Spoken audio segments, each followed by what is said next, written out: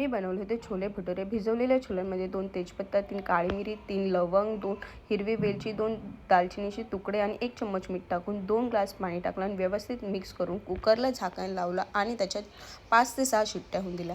नंतर मसाला बनवण्यासाठी घेतला। त्याच्यामध्ये 3 मीडियम साईजचा कच्चा कांदा वाटला, 2 मीडियम साईजचे लाल टोमॅटो, कोथिंबीर आणि 1.5 ते 2 चम्मच अद्रक लसूण पेस्ट घेतली।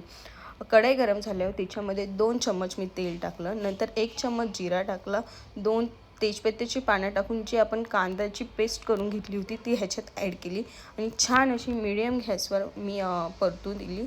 कांद्याचा जोपर्यंत स्मेल निघून जात नाही तोपर्यंत आपल्याला कांदा एकदम मीडियम गॅसवर परतून द्यायचा आहे। मी कांदा परतत असतानाच त्याच्यामध्ये जी अद्रक लसूणची पेस्ट बनवली होती ती सुद्धा ॲड केली आणि मस्त अशी मिक्स केली। ती मिक्स केल्यावर छान माझ्या कांद्याला लालसर कलर येईपर्यंत, कांदा एकदम ड्राय होईपर्यंत मी जवळजवळ 10 मिनिट परतून दिलं। तुम्ही बघू शकतात माझा कांदा एकदम ड्राय झालेला आणि त्याचा कलरही चेंज झालेला। ह्या मोमेंटला मी जी टोमॅटोची प्युरी बनवली होती ती ह्याच्यात ॲड केली, तेही व्यवस्थित असं मिक्स करून घेतलं आणि सुक्या मसाल्यांमध्ये मी 2 चम्मच धनाजिरा पावडर, 1 चम्मच हळदी पावडर, 1 चम्मच काश्मीरी मिरची, 1 चम्मच घरगुती मसाला, 2 चम्मच छोले मसाला आणि 2-3 हिरव्या मिरच्या घेतल्या। तेल जे टोमॅटोला तेल सुटलं तेव्हा हे सर्व मसाले ॲड केले आणि छान असं मिक्स केलं। तुम्ही बघू शकता एकदम ग्रेव्हीला मस्त लालसर कलर आलेला।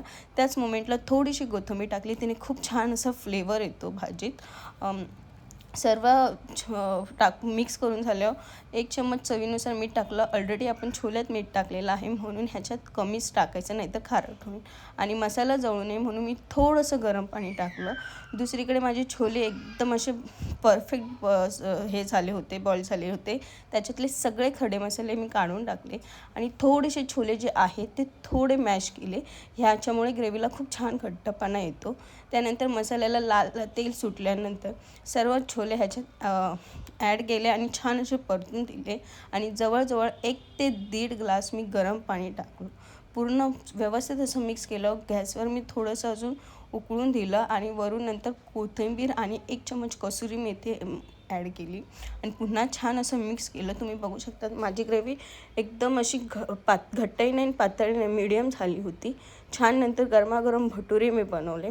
तुम्हाला जर भटुऱ्यांची रेसिपी हवी असेल तर नक्की मला कमेंट्स करा, मी नक्की शेअर करेन आणि मस्त भटुरेसुद्धा फुलले होते।